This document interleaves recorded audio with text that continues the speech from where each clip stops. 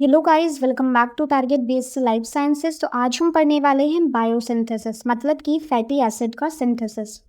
Fatty acid synthesis एक ऐसा process है जिसमें हम फैटी एसिड बनाते हैं एसिटाइल कोएंजाइम ए और मेलानोइल कोएंजाइम से, और इसके फॉर्मेशन के लिए हमें एटीपी और एनएडीपीएच की रिक्वायरमेंट होती है।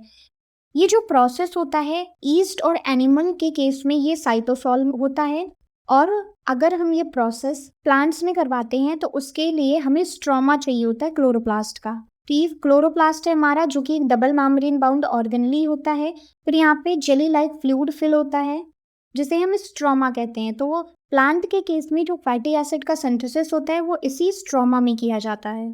जैसा कि हमने पढ़ा कि हमें फैटी एसिड के सिंथेसिस के लिए मेलानोइल कोएंजाइम ए और एसिटाइल कोएंजाइम ए चाहिए। तो हमारे पास एसिटाइल कोएंजाइम ए तो है, अब हमें मेलानोइल कोएंजाइम ए का फॉर्मेशन करना है। तो एसिटाइल कोएंजाइम ए जो होता है, इसी से मेलानोइल कोएंजाइम ए का फॉर्मेशन होता है। ये स्ट्रक्चर क्या है? मेलानोइल कोएंजाइम ए। तो हमारे पास एसिटाइल कोएंजाइम ए, इसमें एंजाइम यूज होता है एसिटाइल कोएंजाइम ए कार्बोक्सिलेज, और ये मेलानोइल कोएंजाइम ए में कन्वर्ट हो जाता है। एसिटाइल कोएंजाइम ए कार्बोक्सिलेज के पास वो फैक्टर होता है बायोटिन, जो कि CO2 को कैरी करता है। जो एसिटाइल कोएंजाइम ए कार्बोक्सिलेज है, इसका क्या काम होता है? ये एसिटाइल कोएंजाइम ए से मेलानोइल कोएंजाइम ए बनाता है।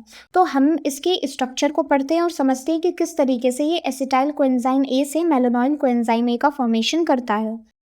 ECC एंजाइम का स्ट्रक्चर है। इसके पास होते हैं 3 रीजन। बायोटिन कैरियर प्रोटीन, जो कि फर्स्ट रीजन होता है, बायोटिन कार्बोक्सिलेज, जो कि सेकंड रीजन होता है, और ट्रांस कार्बोक्सिलेज, जिसे हम कहते हैं third region of this enzyme. अब जो बायोटिन कैरियर प्रोटीन है, इस स्ट्रक्चर को बायोटिन कहते हैं। ये बायोटिन को कैरी करता है, इसलिए इसका नाम है biotin carrier protein. Biotin carboxylase का काम क्या होता है? CO2 को इस बायोटिन रिंग के इन से ज्वाइन करना। ठीक है, तो ये 2 एंजाइम के काम हो गए। और तीसरा क्या होता है, यहाँ पे अब ये जो स्ट्रक्चर है इसका 180 डिग्री यहाँ रोटेशन हो रहा है, यानी कि CO2 जो पहले यहाँ था अब वो यहाँ आ गया है ट्रांस कार्बोक्सिलेज पर। ट्रांस मतलब होता है ट्रांसफर, एंड कार्बोक्सिलेज का मतलब होता है CO2, यानी यहाँ पे CO2 ट्रांसफर होकर आया है। तो 180 डिग्री रोटेशन हुआ, यहाँ पे ये CO2 आ गया। अब यहाँ पे एसिटाइल कोएंजाइम ए प्रेजेंट था। ठीक है, CO2 और एसिटाइल कोएंजाइम ए, इन दोनों ने मिलकर क्या बना लिया? मेलानोइल कोएंजाइम ए, और ये जो बायोटिन की चेन थी वो वापस से रिलीज हो गई। एसिटाइल कोएंजाइम ए कार्बोक्सिलेज का काम होता है कि ये पहले बायोटिन रिंग को कैरी करता है, बायोटिन चेन को, फिर CO2 इस पे अटैच करता है और CO2 का 180 डिग्री ट्रांसफ़र करके एसिटाइल कोएंजाइम के साथ मिलकर मेलानोइल कोएंजाइम ए का फॉर्मेशन कर देता है। तो अब हम ये पढ़ते हैं, यहाँ पे एसिटाइल कोएंजाइम ए कार्बोक्सिलेज जो है उसके 3 फंक्शनल रीजन होते हैं। बायोटिन कैरियर प्रोटीन, जो कि बायोटिन को कैरी करता है, बायोटिन कार्बोक्सिलेज, जो कि CO2 को नाइट्रोजन से ज्वाइन करता है बायोटिन रिंग के। नेक्स्ट है ट्रांस कार्बोक्सिलेज, जो कि क्या करता है? CO2 को बायोटिन से एसिटाइल कोएंजाइम ए के पास ट्रांसफर कर देता है। 80 डिग्री रोटेशन होता है और CO2 जो है वो ट्रांस कार्बोक्सिलेज साइट पे पहुंच जाता है, और वहाँ पे एसिटाइल कोएंजाइम ए जो है वो मेलानोइल कोएंजाइम ए का फॉर्मेशन करता है। फैटी एसिड सिंथेसिस के लिए जो नेक्स्ट एंजाइम हमारे लिए इम्पॉर्टेंट है वो है फैटी एसिड सिंथेज। ये एक मल्टी एंजाइम कॉम्प्लेक्स होता है जो कि फैटी एसिड का सिंथेसाइज करवाता है। अब कि ये एंजाइम कुछ ऐसा होता है इसमें डिफरेंट एक्टिविटीज़ प्रेजेंट होती हैं एक ही एंजाइम पर। फैटी एसिड सिंथेसिस जो होता है वो एसिटाइल कोएंजाइम ए और मेलानोइल कोएंजाइम ए, इन दोनों को पाल्मिटिक एसिड में कन्वर्ट करता है। और पाल्मिटिक एसिड जो है वो हमारे एक फैटी एसिड है जो कि सिंथेसाइज हो चुका है। अब पाल्मिटिक एसिड 16 कार्बन का एक फैटी एसिड होता है। ठीक है, फैटी एसिड सिंथेसिस के लिए हमें रिपीटेड कई सारी साइकिल्स रन करवानी पड़ती हैं, तब जाके हमारा पाल्मिटिक एसिड यानी कि एक फैटी एसिड फॉर्म होता है। एक साइकिल में टोटल 4 स्टेप्स होते हैं: condensation, first reduction, dehydration and second reduction. Condensation में क्या होता है? इट इज़ द प्रोसेस जिसमें एसिटाइल ग्रुप जो होता है वो मेलानाइल ग्रुप के साथ कंबाइन होता है और CO2 रिलीज करता है। तो जैसा कि ये क्या है, हमारे पास फैटी एसिड सिंथेज एंजाइम है। यहाँ पे ये है हमारे पास मेलानोइल कोएंजाइम ए और ये है acetyl coenzyme A. Malonyl coenzyme A जो होता है उसमें से CO2 रिलीज होता है, ये CO2 रिलीज होके बाहर निकल जाता है और ये जो होता है यहाँ पे CH3COO ये CH2 से कंबाइन हो जाता है। तो हमारे पास कुछ ऐसा, ये एसिटाइल कोएंजाइम ए का पार्ट है, ये मेलानोइल कोएंजाइम ए का पार्ट है। ये दोनों ज्वाइन हो जाते हैं जब CO2 रिलीज होता है और SH यहाँ पे ऐसे का ऐसे रह जाता है। नेक्स्ट स्टेप होता है रिडक्शन। रिडक्शन में क्या होता है, जो हमारे पास कीटो ग्रुप फॉर्म हुआ वो रिड्यूस होता है एक अल्कोहलिक ग्रुप में, इसलिए इसको रिडक्शन कहा जाता है। यहाँ पे NADPH H पॉजिटिव से NADP पॉजिटिव में कन्वर्जन होता है। तो यहाँ पे जो C डबल बॉन्ड O था एसिटाइल कोएंजाइम ए का, अब यहाँ पे वो रिड्यूस होता है और क्या बन जाता है, H और OH बना लेता है। चट जो होता है वो होता है डिहाइड्रेशन, यानी कि इसमें वाटर का रिमूवल होता है और डबल बॉन्ड फॉर्म हो जाता है। तो यहाँ पे जो OH था और यहाँ का जो H है वो रिमूव होता है, H2O रिमूव हुआ और क्या बन गया, इन दोनों के बीच में डबल बॉन्ड बन जाता है। हमारे पास कुछ ऐसा स्ट्रक्चर बन जाता है, यहाँ से वाटर का रिमूवल हुआ और डबल बॉन्ड आ गया।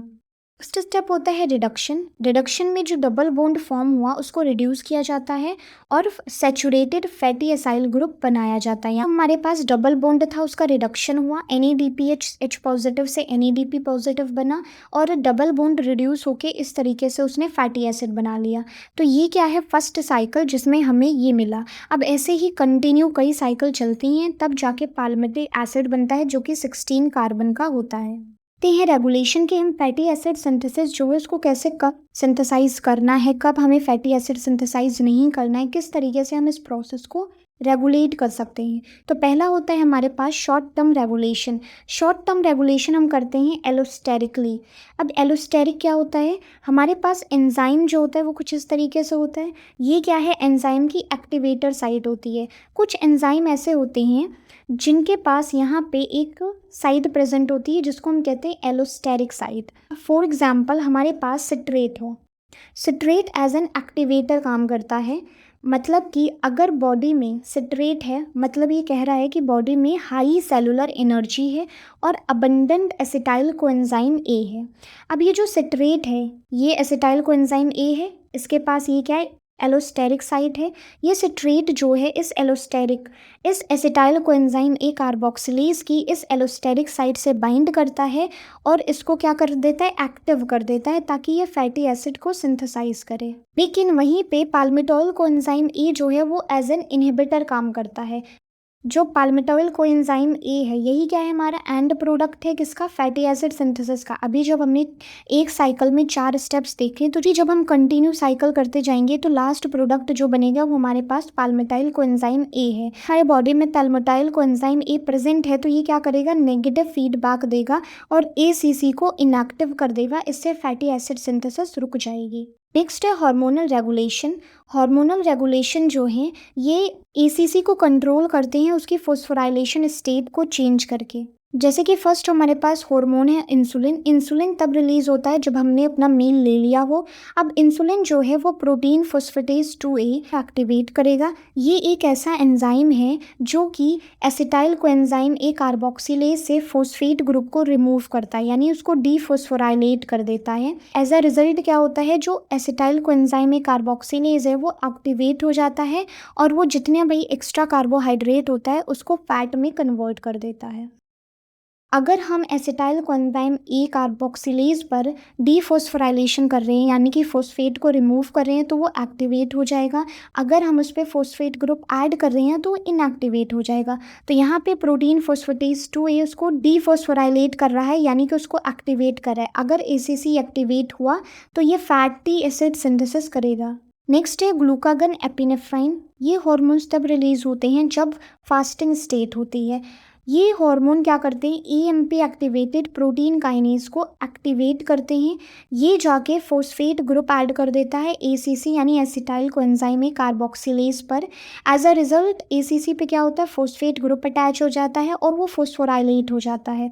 और जब भी ACC पे फॉस्फेट ग्रुप अटैच होता है वो इनएक्टिव हो जाता है। तो इससे क्या होगा, फैटी एसिड सिंथेसिस जो है वो स्टॉप हो जाएगी, क्योंकि हमें फैटी एसिड सिंथेसिस करवाने के लिए जो एंजाइम चाहिए ACC वो तो इनएक्टिवेट हो गया, इसलिए फैटी एसिड सिंथेसिस यहाँ पे स्टॉप हो जाती है। नेक्स्ट हम इसको रेगुलेट कर सकते हैं लॉन्ग टर्म रेगुलेशन से। लॉन्ग टर्म रेगुलेशन क्या होता है कि अगर हमने हाई कार्बोहाइड्रेट डाइट ली है तो इससे इंसुलिन प्रमोट होगा। इंसुलिन जो है कुछ ट्रांसक्रिप्शन फैक्टर्स को रिलीज़ करेगा। ये एसिड सिंथेज एंजाइम और एसिटाइल कोएंजाइम में कार्बोक्सिलेज को इनके सिंथेसिस को इंक्रीज़ कर देंगे। अगर ये दो एंजाइम इंक्रीज़ हुए तो इससे क्या होगा, फैटी एसिड सिंथेसिस होगी, क्योंकि यही दो एंजाइम जो हैं वो रिस्पॉन्सिबल हैं फैटी एसिड के सिंथेसिस के लिए। नेक्स्ट है, अगर फास्टिंग है या हाई फैट डाइट ले रहे हैं हम, तो उस केस में जो हमारे पास ACC है और FAS, ये जो दो एंजाइम जो कि फैटी एसिड सिंथेसिस के लिए बहुत ही इंपॉर्टेंट होते हैं, इनका प्रोडक्शन डिक्रीज़ हो जाएगा और फैटी एसिड जो है वो नहीं प्रोड्यूस होगा। That's all for this video guys, मिलते हैं नेक्स्ट वीडियो में। Keep connected.